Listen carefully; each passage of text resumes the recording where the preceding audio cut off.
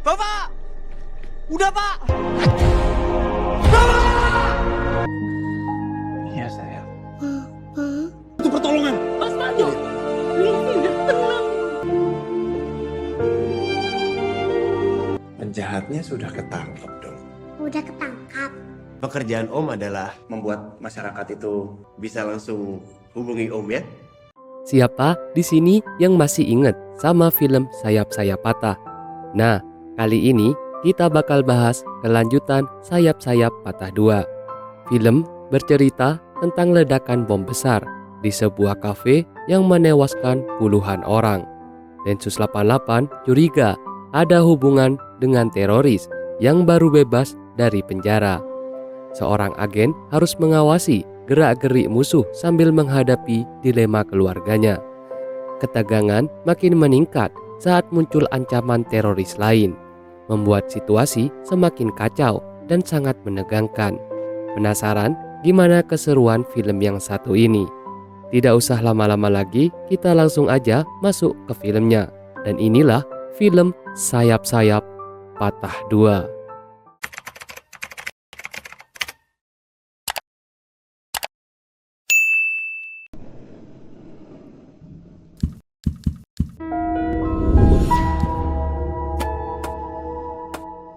Scene awal film ini diawali dengan Olivia yang masih sekolah di TK dan dia sedang merayakan Happy Parents yang dimana semua orang tua murid-murid datang dan menceritakan tentang profesi mereka. Ada yang menjadi pilot, ada yang menjadi perawat dan lain-lain. Tapi di sini Olivia terlihat berbicara sendiri dengan ibunya yang membuat Missouri datang pada Olivia dan menenangkan kalau sebentar lagi papanya pasti akan datang. Livi ngomong sama siapa sayang? Di sisi lain, di sebuah kantor polisi, seorang pria bernama Pandu dibangunkan secara tiba-tiba dan dia diminta segera bergegas. Dalam perjalanan, Pandu hampir menabrak seorang pria asing. Dengan sikap aneh, dia membuatnya terkejut. Sementara itu, di sebuah keramaian, seorang pria misterius mengenakan pakaian serba hitam dan juga dia memakai masker.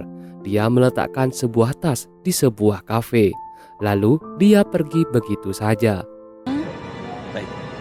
Tak lama kemudian, Pandu tiba di tempat tersebut. Ternyata dia adalah ayah Olivia dan dia seorang polisi yang bertugas memburu teroris. Di hadapan teman-teman Olivia, Pandu bercerita tentang pekerjaannya yang membuat Olivia bangga dan dia tertawa melihat ayahnya itu. Pekerjaan Om adalah membuat masyarakat itu bisa langsung hubungi Om ya.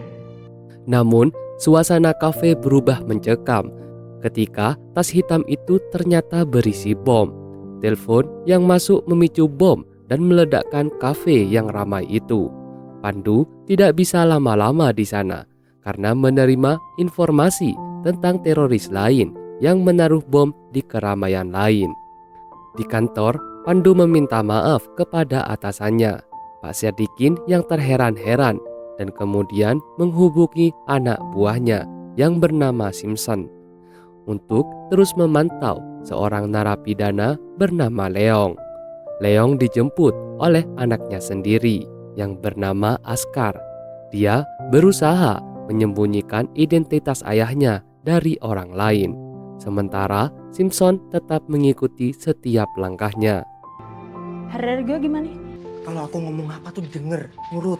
Pandu dan Pak Sadikin memeriksa CCTV di kafe untuk mencari petunjuk tentang pelaku penempatan tas itu. Dan akhirnya dia menemukan orang yang hampir ditabrak Pandu sebelumnya. Pandu menjelaskan tentang orang tersebut. Ada luka semacam keloid di Semoga mempan. Cek DNA-nya juga. Saat Pandu sedang bekerja, ibunya menelpon. Dia memberitahu bahwa Olivia tidak mau tidur dan dia ingin ditemani oleh ayahnya. Pandu akhirnya pulang dan menemani Olivia tidur. Tetapi Olivia meminta handphone ayahnya untuk menyanyikan lagu favorit ibunya. Pandu mengenang masa-masa bahagia bersama istrinya sebelum ia tiada. Dan meskipun menyuruh Olivia tidur, Pandu merasa galau mengingat masa-masa terakhirnya bersama sang istri di taman. Bubuk dulu ya, udah malam. Tapi kan belum selesai. Sini, bubuk. Keesokan harinya, tetangganya mulai curiga terhadap derita teroris yang menyebar, sehingga Leong menjadi target pengawasan polisi. Askar yang sangat menyayangi ayahnya tidak ingin ayahnya terjerumus lagi ke dunia gelap. Kalau bukan bapak pelakunya, Mau kemana kamu? bapak diam di sini. Dan aku mohon, nurut pak. Pak Sadikin menyuruh Pandu untuk mencurigai seseorang bernama Burok, salah satu teroris yang ditangkap. Tetapi Burok sulit diajak bicara karena dia mengaku tidak memiliki sisi lemah. Missouri menjemput Olivia karena tidak ada yang menjemputnya. Ia juga ingin berbicara dengan nenek Olivia tentang kebiasaan Olivia yang sering berbicara sendiri di sekolah. Cuman belum ketemu waktunya sama Pak Pandu.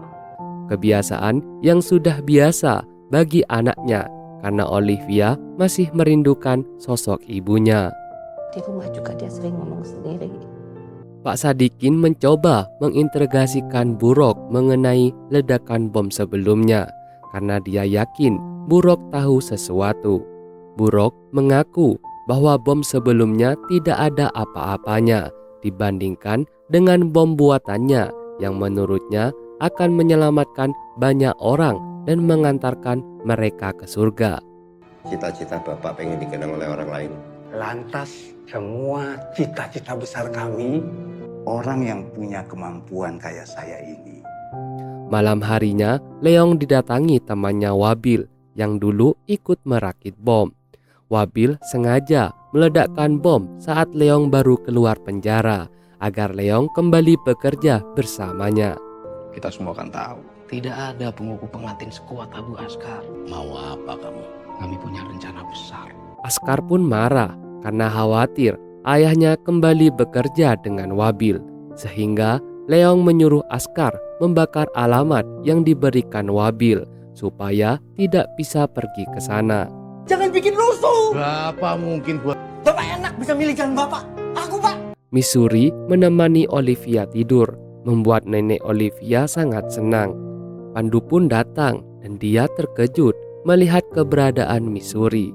Tetapi ibunya mengatakan bahwa ia yang menyuruh Missouri menemani Olivia. Kok udah pulang, Duk? Terima kasih banyak Miss Surya. Saya antar pulang sekalian. Pandu pun mengantar Missouri pulang dan di perjalanan mereka mengobrol saling memahami hingga Suri memberikan permen agar Pandu tidak merokok. Hal ini membuat Pandu sadar bahwa Olivia sangat kesepian karena dia kehilangan ibunya dan jarang bersama ayahnya. Pandu pun menyiapkan boneka sebagai hadiah untuk Olivia. Dan keesokan harinya, Pak RT warga datang ke rumah Askar untuk meminta KTP ayahnya karena warga takut dengan kehadiran teroris, terutama orang asing yang tidak mereka kenal. Leong melihat hal ini dan membuatnya kesal. Saya gak akan ganggu bapak sama ibu juga. Pandu menerima data penting dan memberitahu komandannya mengenai titik lemah Burok agar mau mengungkap dalang pengeboman. Ada satu pemain yang selalu mereka dia main ataupun jadi cadangan selalu dibahas. Malam harinya, Leong diam-diam pergi, menulis kata maaf di belakang foto masa kecil Askar. Namun, ia tampaknya masih ingin kembali ke dunia gelap bersama para teroris lain. Leong menumpang mobil pick-up itu, sementara Simpson terus mengikutinya. Dan pagi harinya, Leong tiba di suatu daerah melalui jalan tikus, membuat Simpson sempat kebingungan. Olivia sangat senang dengan hadiah dari ayahnya dan dia video callan dengan Pandu, meskipun Pandu masih sibuk dengan tugasnya. Askar bangun dan menyadari ayahnya tidak ada. Dia mencari ke seluruh rumah dan menemukan pesan maaf di balik foto ayahnya. Pandu menangkap Askar untuk diintegrasi. Dan di kantor polisi, Pak Sadikin menanyakan keberadaan Leong, dan Askar awalnya enggan membuka mulut. Setelah didesak, Askar hanya ingin nama daerah tempat Leong pergi. Alamatnya inget nggak? Tapi saya nggak mau bapak saya berurusan sama orang itu. Panggil analis, suruh bikin sketsa. Ingat lagi. Leong sampai di tempat pembuatan bata yang merupakan markas teroris. Ada 3 calon pengantin yang akan meledakkan diri besok. Sementara seorang pria bernama Isvan siap menjadi pelaku pengeboman berikutnya. Sudah diberi arahan secara intensif. Pandu meminta pakar membuat sketsa wajah pelaku berdasarkan ciri-ciri yang ia sebutkan, yang ternyata sama persis dengan Wabil. Artinya mereka satu komplotan. Dan sekarang Leong ke tempatnya Wabil. Simpson terus mencari Leong hingga pemilik toko mengkonfirmasi keberadaan Wabil di markas pembuatan bata. Leong menyiapkan Isvan untuk melakukan ledakan besok pagi. Malam itu, Wabil akan pergi mengambil mobil untuk menjemput mereka dan memberikan pistol kepada Leong sebagai antisipasi. Kamu tidak akan tertangkap. Kami kan belajar. Izin bang, saksi minta dibebaskan. Olivia merindukan ayahnya. Dia pun menelpon sambil bermain boneka. Dan saat itu, Pak Sadikin datang dan memberitahu bahwa mereka sudah menemukan titik markas teroris. Askar pun dibebaskan, tetapi dia menatap Pandu dengan rasa dendam. Malam itu, Leong dan Ivan mengobrol, membahas apakah ayahnya akan bangga dengan apa yang mereka lakukan. Ivan yakin ayahnya bangga. Dia menggoda dengan iming-iming sorga. Abu bangga sama anak Abu. Pasti dia kejar. Malamnya, Nenek Olivia menceritakan dongeng burung hantu dan tikus hitam yang paralel dengan operasi polisi menangkap Leong dan para teroris. Namun Isvan panik karena polisi sudah datang dan harus meledakkan bom lebih cepat. Leong tetap di dalam dan berniat melawan dengan pistolnya. Sementara Pak Sadikin, dia bernegosiasi menggunakan Simpson sebagai sandera. Pandu menyelamatkan Pak Sadikin ketika Leong menembaknya, dan polisi menghilangkan nyawa Leong. Bapak! Udah pak! Di tengah malam, Nenek Olivia menerima telepon, dan dia langsung pergi ke rumah sakit bersama Olivia karena Pandu dibawa akibat tembakan. Askar diinterogasi dan mengaku mengikuti pergerakan polisi untuk menghentikan aksi ayahnya. Namun semuanya sudah terlambat. Leong akhirnya dihilangkan nyawanya. Dari kami semua akan bantu urus pemakaman Bapak. Olivia diam-diam mencoba masuk kamar Pandu, namun dia tertangkap. Pandu pun memberinya izin untuk bertemu, dan Olivia menghibur ayahnya dengan bonekanya. Mereka berdua saling tersenyum, menunjukkan kasih sayang yang tulus. Penjahatnya sudah ketangkap dong. Udah ketangkap. Di kuburan, Askar menangisi ayahnya sendirian dan kemudian diusir oleh warga karena semua warga resah.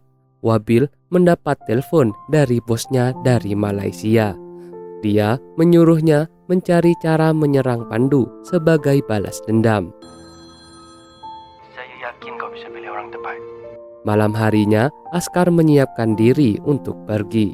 Tetapi dia memperhatikan berita pertemuan Leong yang ditangkap. Komandan melapor ke jenderal bahwa ketua pengeboman belum tertangkap. Pak Sadikin mengetahui bahwa anak buruk, yakni Ivan, hampir ketahuan melakukan ledakan. Missouri diam-diam masuk ke kamar Pandu untuk membantu.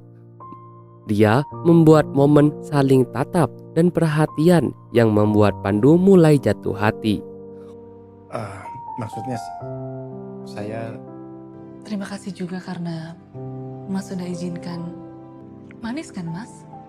Manis kan jeruknya? Wabil menghampiri Askar. Dia memberinya tas berisi bom yang mungkin akan diperlukan, membuat Askar bingung melihat hal itu. Saya yakin kamu butuh ini. Beberapa hari kemudian, Pak Sadikin menjenguk Simpson di rumah sakit. Sementara Pandu sudah pulih, Pak Sadikin memberitahu Pandu tentang pertemuan dengan Ivan, anak buruk itu. Tetapi tidak memerintahkan Pandu karena ia masih butuh pemulihan dan waktu bermain dengan Olivia. Yang ternyata pengantin yang kita ringkus kemarin. Kamu pulang temenin Olivia. Pak Sadikin kembali menginterogasi Burok dan mendapat kemajuan setelah menunjukkan video Ivan yang kini menjadi calon pengantin. Burok pun terkejut dan dia tidak terima. Ini cara main kalian. Posisi kita udah sama Pak sekarang. Saya harus tangkap orang ini. Pandu menjemput Olivia di sekolah. Dia masih latihan menyanyi bersama Missouri. Pandu mengajak Olivia dan Missouri jalan-jalan ke kebun binatang. Mereka bertiga menikmati kebersamaan dan Olivia tampak senang ayahnya dekat dengan Missouri. Hari-hari berlalu, mereka sering bermain bersama dan ibunya Pandu melihat perubahan bahagia pada Pandu. Pandu membantu Missouri menyiapkan acara lomba keesokan hari, sementara Askar memperhatikan dengan rencana tertentu.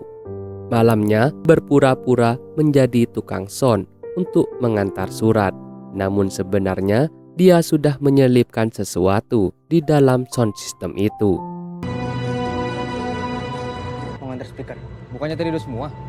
Pak Sadikin menerima informasi. Dia melakukan penyergapan dan menemukan calon pengantin yang siap meledakkan diri. Udah dipantau Jay. A1 dan. Berdiri, madam dinding. Keesokan harinya, Olivia sangat semangat latihan untuk lomba bernyanyi. Pandu mengobrol sebentar dengan ibunya dan menyampaikan kesiapannya memberi ibu baru untuk Olivia. Kamu kalau stres pulang kerja malam-malam kan ada teman ngobrol. Dan itu disetujui oleh ibunya. Saat operasi penyergapan berlangsung, lomba TK juga sedang berlangsung. Olivia tampil pertama, tetapi dia terkesetrum mikrofon dan dia pun jatuh. Sementara Askar sudah menyalakan timer bom. Pandu belum sadar adanya telepon dari Pak Sadikin. Dan beberapa detik sebelum bom meledak, Pandu tidak sempat menyelamatkan Olivia. Ledakan pun terjadi. Boneka Olivia terbang dan semua panik. Olivia terhempas ke pinggir panggung. Tubuhnya terbakar, sementara Askar tersenyum puas karena berhasil membalas dendam. Pandu hanya memikirkan keadaan Olivia dan Pak Sadikin datang menangkap Askar. Dan dia mencegah Pandu menembak kepala Askar. Pandu membawa Olivia ke rumah sakit, tetapi tubuhnya sudah sangat parah. Olivia masih sadar sesaat, mengatakan ia sakit, tapi tetap menyebut Pandu sebagai ayah tersayang dan Missouri sebagai mama. Namun, detak jantung Olivia berhenti dan dokter memastikan Olivia tidak bisa diselamatkan. Pandu dan ibunya benar-benar terpukul kehilangan anak yang sangat pintar dan sangat penyayang. Iya sayang. Itu pertolongan. Mas Pandu, Livi udah tenang. Dan di penjara, Askar menangis karena kehilangan ayahnya. Dan kini ia juga harus menanggung hukuman. Kepergian Olivia menjadi pukulan berat bagi Pandu, meninggalkan luka mendalam yang tak terobati. Begitulah film yang diambil dari kisah nyata tahun 2016 saat kejadian bom di Samarinda yang menimpa seorang anak kecil bernama Olivia. Dan ini menjadi inspirasi cerita yang menghayat hati ini. Iya sayang. Itu pertolongan. Mas Pandu, Livi udah tenang. Maksudnya saya Terima kasih juga karena Mas sudah izinkan. Manis kan, Mas? Manis kan jeruknya?